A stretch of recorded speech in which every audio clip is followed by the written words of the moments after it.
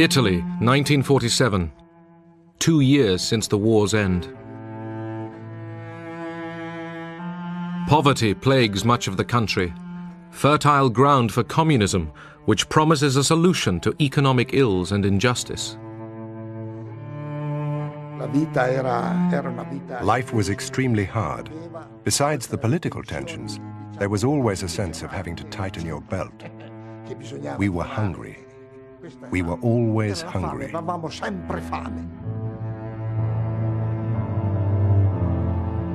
As membership of the Communist Party reaches 2 million, America fears that Italy and Western Europe could fall to communism. The seeds of totalitarian regimes are nurtured by misery and war. They spread and grow in the evil soil of poverty and strife. They reach their full growth when the hope of a people for a better life has died. We must keep that hope alive.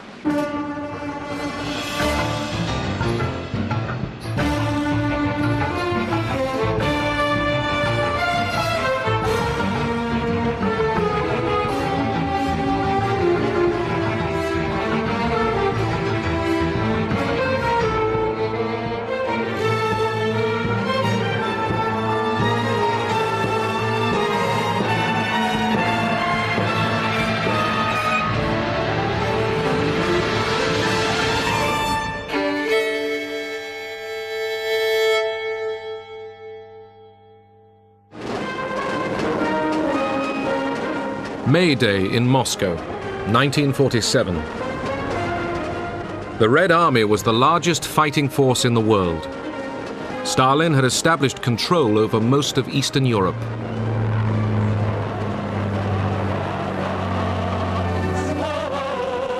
The Soviet Union offered an alternative model for society: public ownership and a centrally planned economy, in contrast to the Western belief in a mixed economy and free trade. There was great alarm at the deteriorating political and economic situation and fear that the domestic communists in Western Europe would become so active and so disruptive that it would lead to economic collapse, which was probably going to happen anyway unless something was done. And this would give an opportunity to the Soviets to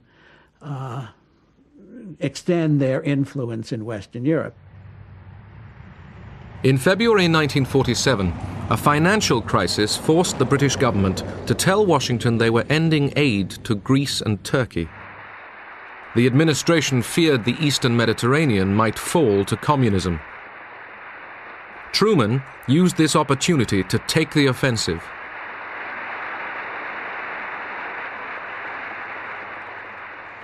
The free peoples of the world look to us for support in maintaining their freedoms.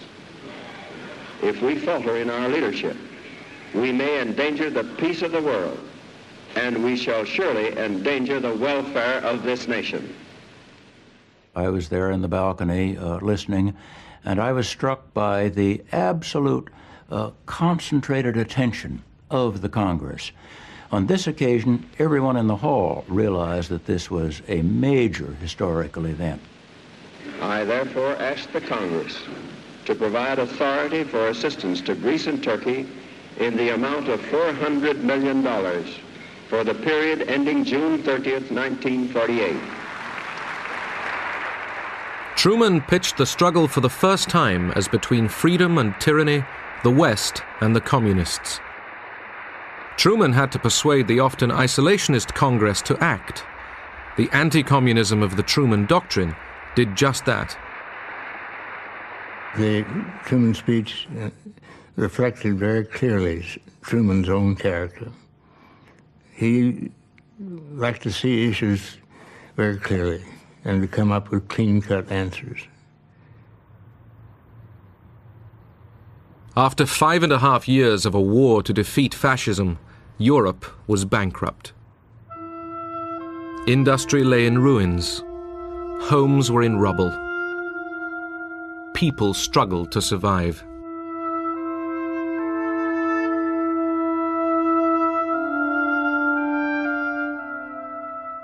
The Communist Party, which had fought fascism, attracted new recruits. The appeal of communism to young people and to students was that of a hope that it was possible to create a classless society. Many people believed that communism was going to create a better world, better than the one that existed before the war.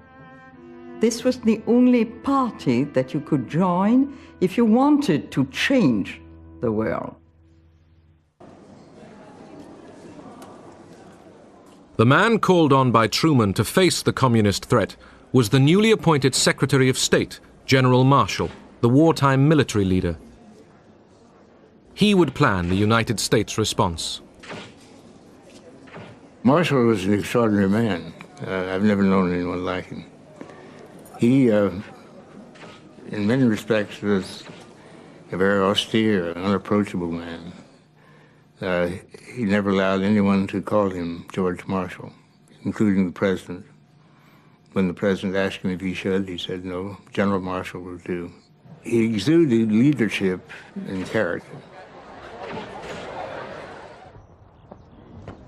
In March, Marshall met Soviet Foreign Minister Molotov at a meeting in Moscow. Britain and France were there too. The Big Four tried to agree on the future of Germany.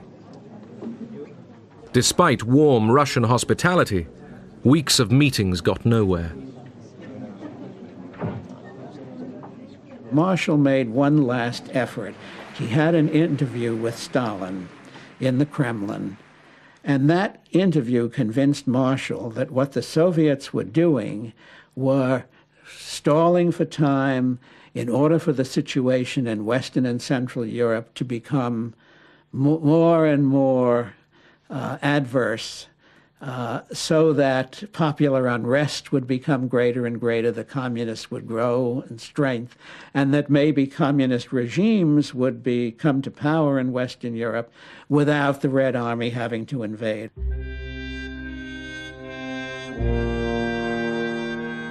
At the heart of Europe's problems lay the question of a defeated Germany. Stalin wanted to keep Germany on its knees, concerned that otherwise it would rise up one day and threaten the Soviet Union again. The Americans believed that Germany must get back on its feet before there could be a full European recovery. Marshall was now convinced of the need to act quickly. On his return from Moscow, he instructed the State Department to begin preparing ideas for a European rescue plan. Billions of dollars would be needed. Would Congress approve this enormous cost? The whole situation is critical in the extreme. We happen to be, very fortunately for ourselves, the strongest nation in the world today, certainly economically. The urgency was such that Marshall rushed forward his plan. There will be requirements in this program. He announced it at an awards ceremony at Harvard University. There were no film cameras present. Marshall proposed aid to Europe on a vast scale and invited the Europeans to respond. Ernest Bevin, the British Foreign Secretary, immediately realized the importance of Marshall's speech. He had always wanted to involve the Americans in European reconstruction. When Marshall made his big speech in Harvard, Bevin seized upon it, and bringing the French in at the same time, welcomed it, and out of that they built up what became the European Recovery Program. And the whole recovery of Western Europe. The Soviet economy also desperately needed investment to make up for the ravages of 4 years of war on Russian soil. In theory, the Marshall Plan was open to both East and West, but would Stalin participate? Stalin was always suspicious, and he wasn't keen on it from the very start. He said, "Just you watch it. The situation is quite different from the wartime Lend-Lease American assistance to us. With the Truman Doctrine in place as well, they don't really want to help us. They just want to tear the people's democracies away from our sphere of influence, to win them over, to infiltrate them, to pull them away from the Soviet Union."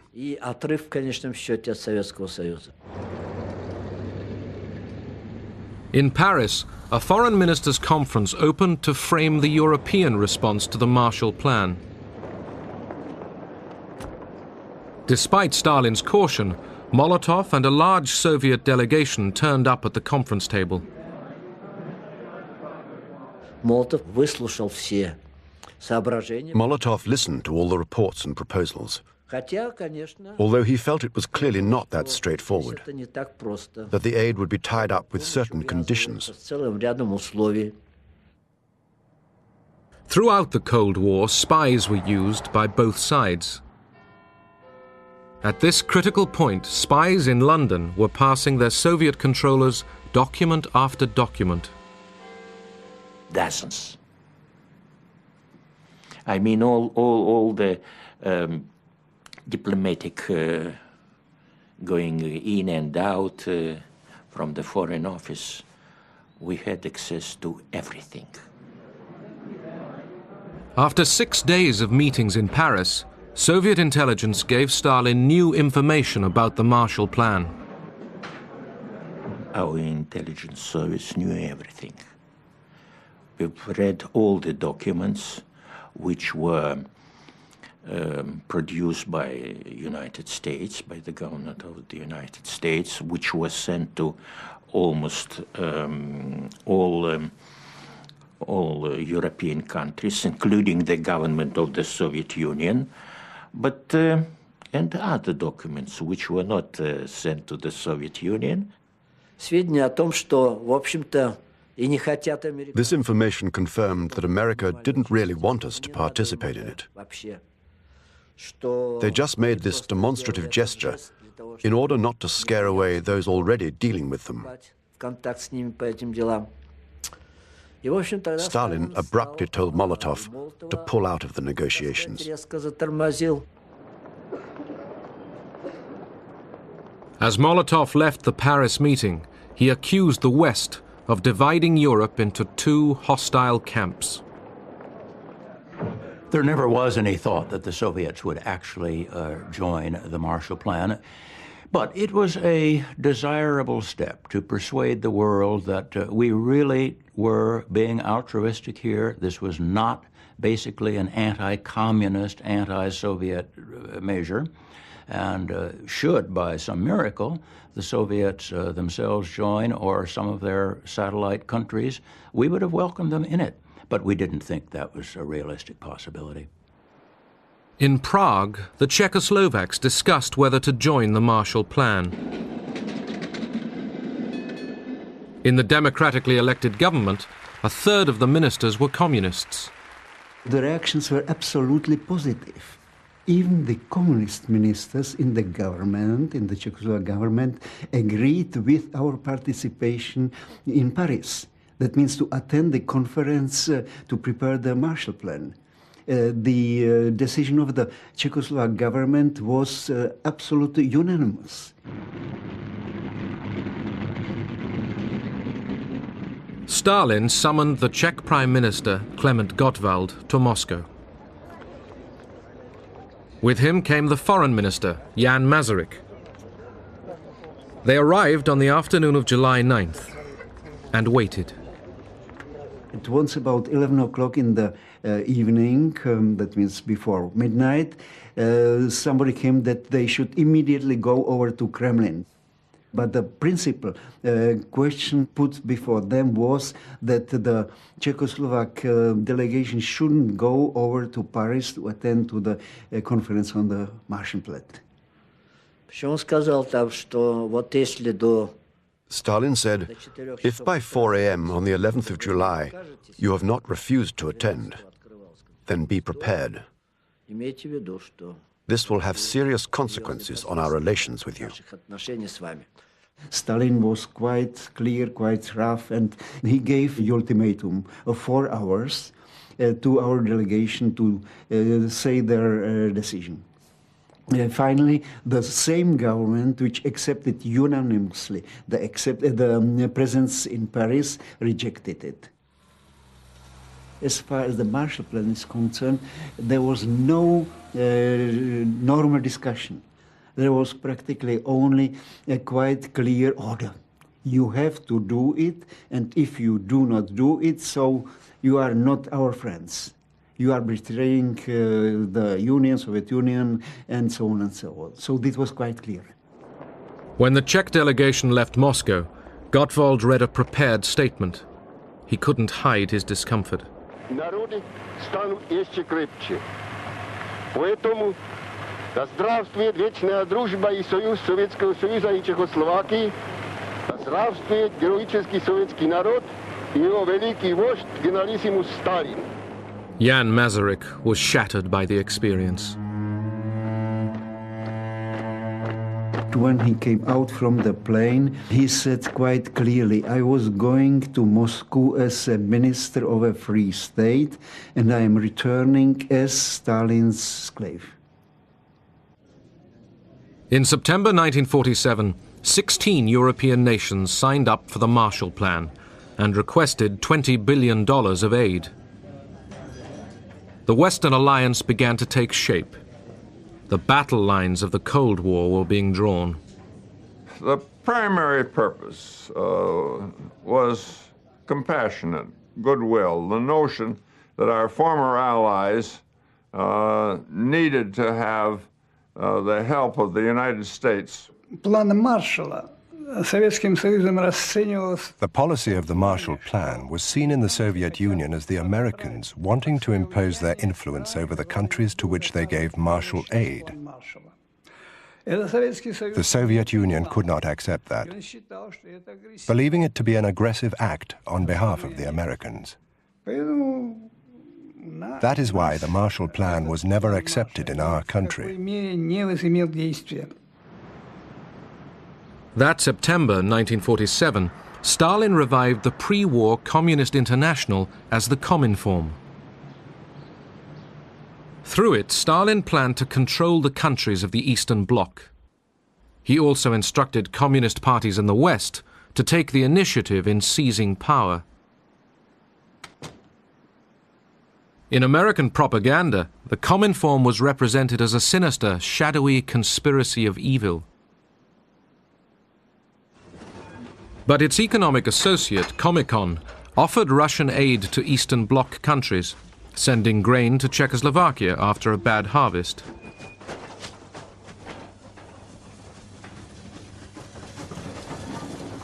Both Cominform and Comecon were a direct response to the Marshall Plan. On the one hand, the Cominform would follow the political, ideological line the Soviet Union wanted to adopt in the socialist countries. On the other hand, the aim of Comecon was to provide economic assistance in order to prevent these countries from being torn from our sphere of influence. February 1948, the Communists reach for power in Czechoslovakia. Workers' militias go on the march. Non-communists are arrested. Action committees take over the police and the labor unions. President Beneš capitulates. The red flag flies in the center of Prague. In just 5 days, the communists took over Czechoslovakia's government. Stalin's rule was imposed on the Czechs.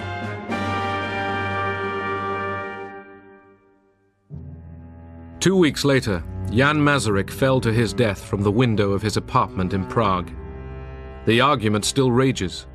Did he despair and jump, or was he pushed?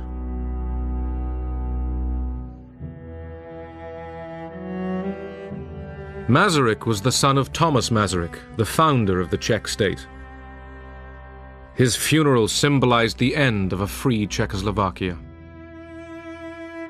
After the death of the minister, and there were really tens of thousands of people who were coming to say farewell to the minister, the last farewell. They were crying and flowers and so on and so on. But the general persuasion was that there was really the end. We felt it like that, unfortunately. The communist takeover in Prague shocked Washington. There, the case for martial aid was still being argued before a partly isolationist Congress. The Soviet Union and its agents have destroyed the independence and democratic character of a whole series of nations in Eastern and Central Europe. It is this ruthless course of action and the clear design to extend it to the remaining free nations of Europe that have brought about the critical situation in Europe today. It was touch and go when both houses of Congress were finally considering the legislation.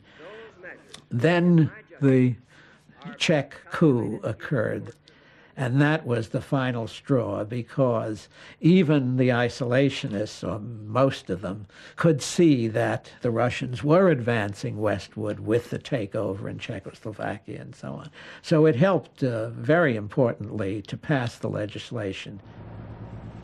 On April 3, 1948, Congress approved $5 billion of martial aid. The Marshall Plan was born from the need to feed the hungry and to prevent communism spreading over Europe.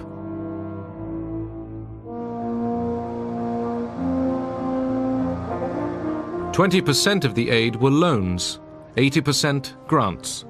The first shipments were foods and fertilizers.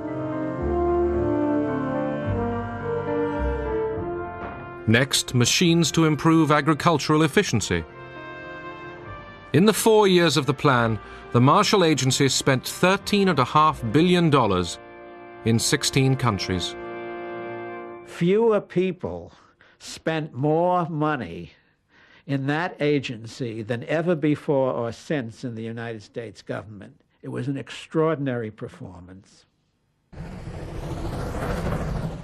Europe's purchase of American goods and machinery redirected many Marshall Aid dollars back into American industry, fueling a post-war boom.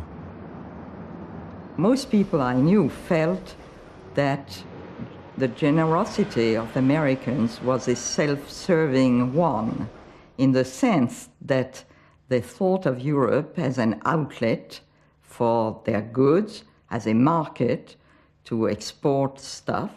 And we thought that we could see that in the types of things that they wanted us to buy with the money that they lent us. One of the countries most in need of help was Greece, devastated by the Nazi occupation and years of civil war. In the north, government troops still hunted out communist guerrillas. Greece, of course, emerged from the war in a terrible state.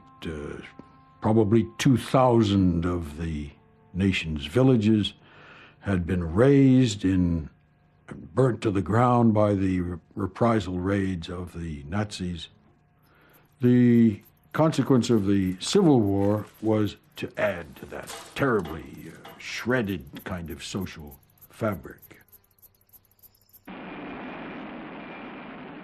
During the 4 years of the Marshall Plan, Greece received nearly $700 million of economic assistance. Young Americans were thrust into positions of heavy responsibility.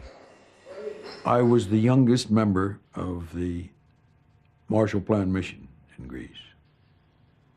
I arrived there at the age of 23, and to my astonishment, a year later, at age 24, there I was in charge of the Greek import program. The range of projects which we engaged in were all over the map and all over every single sector of the economy. And one could say that America fed and fueled and clothed the Greek nation.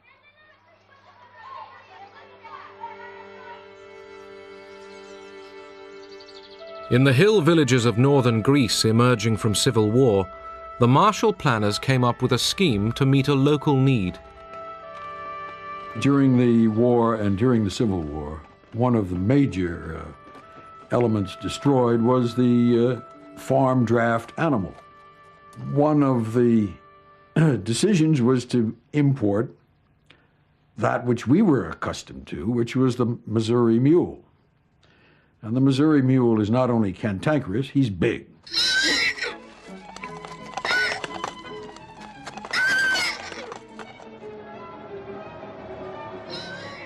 American mules arrived in Greece after a long sea voyage.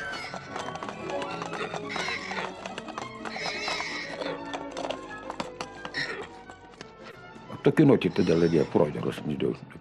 village leaders informed us about the mules. We went down to the cooperative in Xanthi, and that's where they gave us the mules. The farmers drew lots. You took a piece of paper with the number of the mule written on it. Then you went to the overseer. He looked at your paper and gave the mule with that number to you. And then he said, "Take it."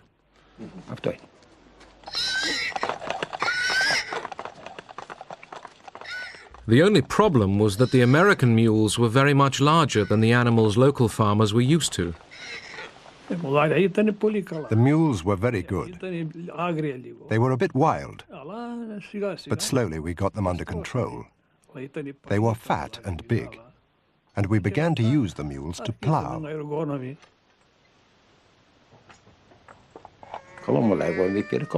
They were very good. They gave me a superb mule, and we started to plow. The American mules were best. They were from the stable, well-fed and fat. You could put 200 kilos on them, and they could take it. Our own mules were small. We were very thankful. How could we not be thankful, since we had nothing? Long live America.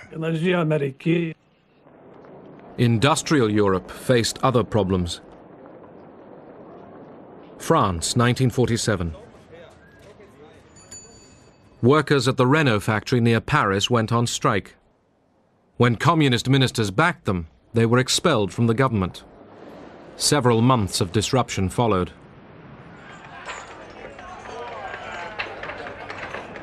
Strikes spread. In the fall, 3 million workers took to the streets. We had a lot of sympathy for the strikers because we felt that they were poorly paid, and we felt that the government wouldn't do anything for them unless they put pressure on the government. Ministers feared civil war. The United States made it clear to Paris that there would be no Marshall aid to French industry until the government had the communist threat under control.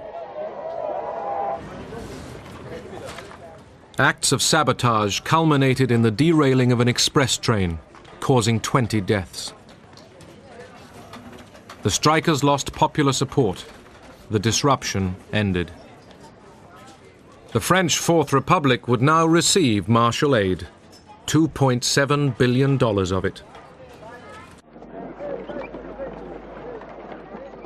Yugoslavia had gone communist at the end of the war, without help from Moscow. The Yugoslav leader, Tito, became an ally of Stalin. But it was an uneasy alliance. Tito, in Stalin's view, was acquiring more and more an independent position in various ways, including international affairs. Tito didn't consult or seek advice from Stalin in advance. He was moving further and further away from the socialist direction. The split came in 1948 when Stalin expelled Tito from the Cominform. Following the rift, Tito turned to the West. After a series of disastrous harvests, Tito requested American economic assistance. In 1950, he signed an agreement with the United States government. Yugoslavia emerged from behind the Iron Curtain. American agents distributed more than $150 million worth of aid. This was not totally an altruistic effort. The United States had enormous self-interest in the success of the Marshall Plan. Otherwise, it wouldn't have been undertaken. America had a vital stake in the recovery of Western Europe. If the United States had allowed Europe to collapse, it would have cost us much more than what we spent on the Marshall Plan. We were doing well by doing good. But as well as doing good, Washington was preparing other tactics. In Italy, by 1948, the Communist Party, led by Togliatti, dominated the left-wing Popular Front. The Christian Democrats, led by De Gasperi, ran the government. In April, the first general election since the war raised expectations of a communist victory through the ballot box.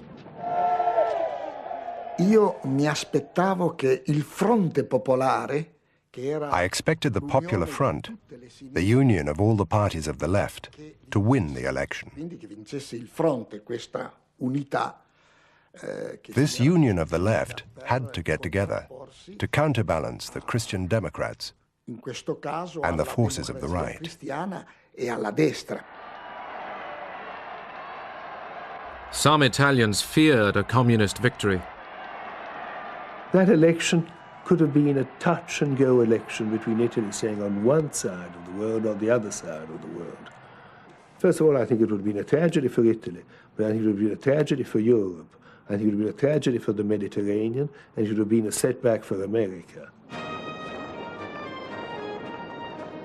In the United States, a campaign was orchestrated to persuade Italian Americans to write to relatives urging them not to vote communist.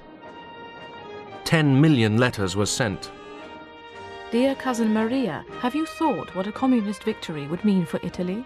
It would be terrible. Italy would be ruled direct from the Kremlin. Look what happened in Czechoslovakia. You must realize how serious the situation is.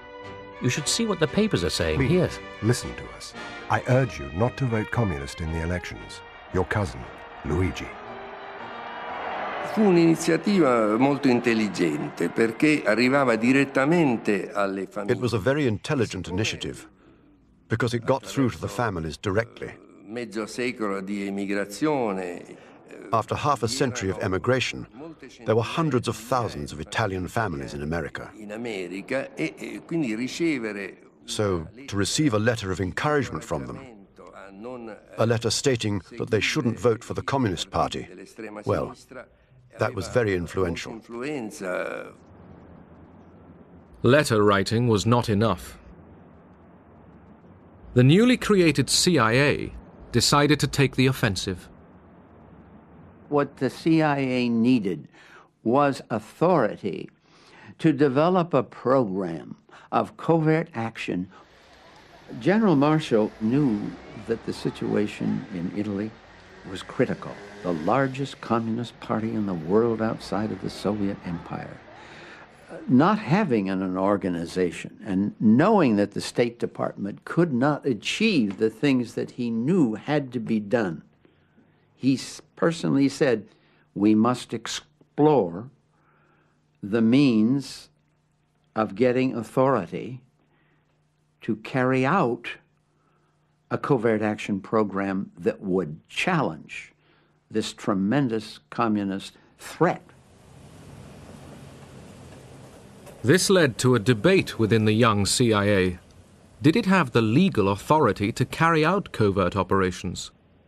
CIA lawyers studied the wording of the new National Security Act.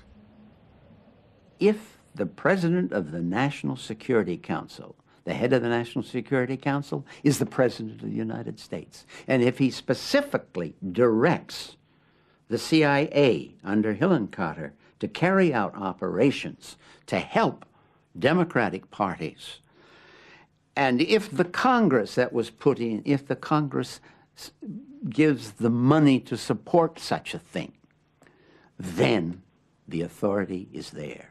And that was the green light. The CIA then intervened.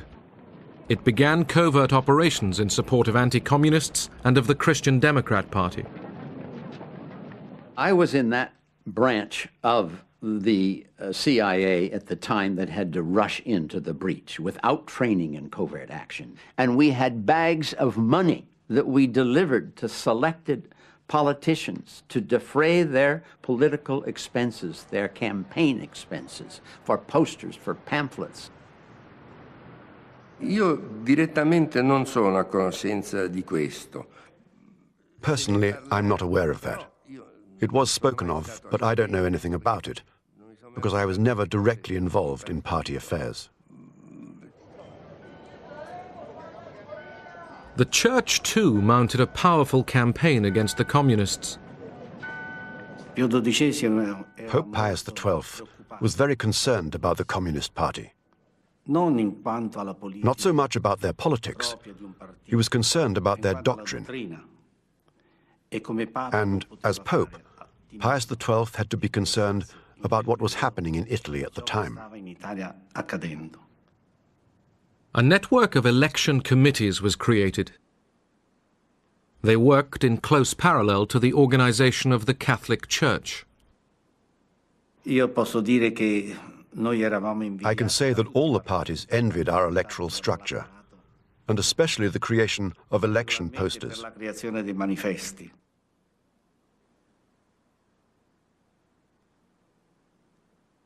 In the rural areas, there were no cinemas. It was unthinkable at that time. So we had this idea.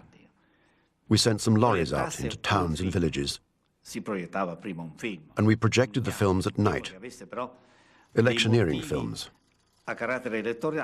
When we showed those films, everybody used to rush to the squares where the films were projected.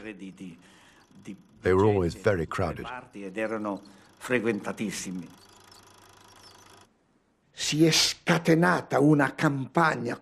They unleashed this tremendous campaign against the left, against the communists, against the socialists, and they told the most terrible lies about them.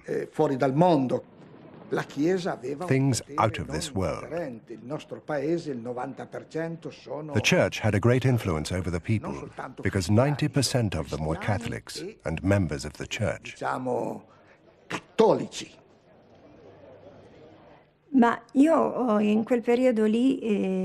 that particular time, I was a practicing Catholic. I was extremely rigorous about attending Mass. I never missed it. One Sunday I went to Mass, and the priest was preaching from the pulpit. And he said one sentence which struck me very deeply at the time. I still remember it. He said that the war against the communists was a holy war.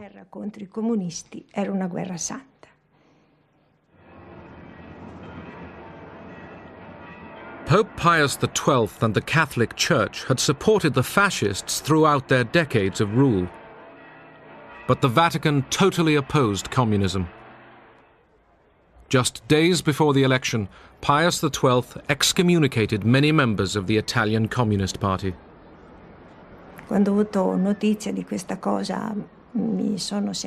When I heard about it, I was terribly upset. To begin with, there was the fact that at the time I was engaged to my fiancé. We were getting married the next year, and this meant we couldn't get married in church.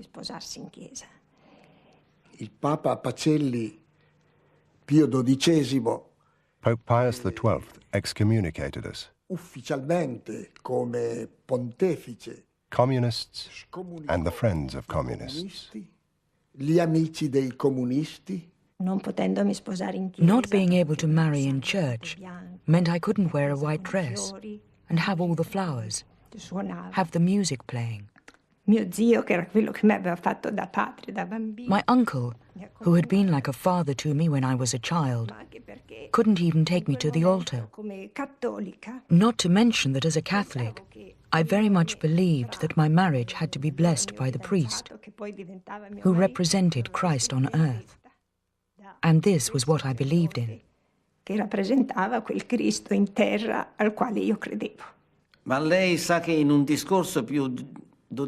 know that Pius XII, in one of his speeches, said you were either for Christ or against Christ. And the Communist Party was against Christ. They were clearly atheists. So, it was a duty of the Pope and of the Church to protect their people.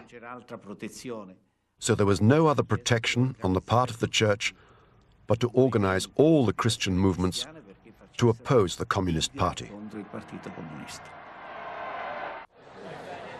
On April 18, 1948, Italy went to the polls.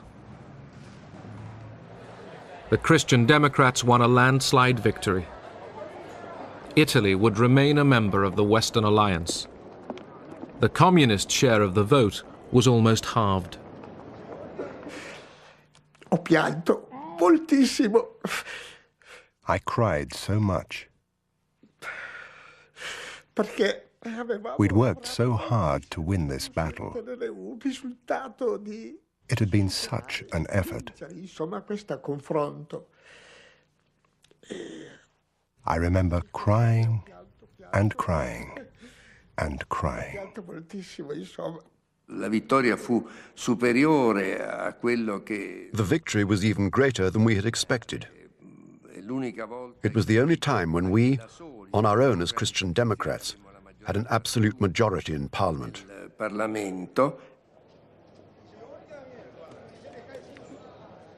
The CIA, too, drew its conclusions from the election victory. Well, it was very gratifying. We didn't know at that time that we had carried out the first political action, covert political action program in the history of American intelligence that would be followed by many, many, many more. Now that Italy had elected to stay in the Western Bloc, the United States released a flood of Marshall aid. In Turin, the Fiat Motor Company received giant new assembly line machines from Detroit and Pittsburgh. Fiat was re-equipped with some of the most sophisticated machinery in Europe.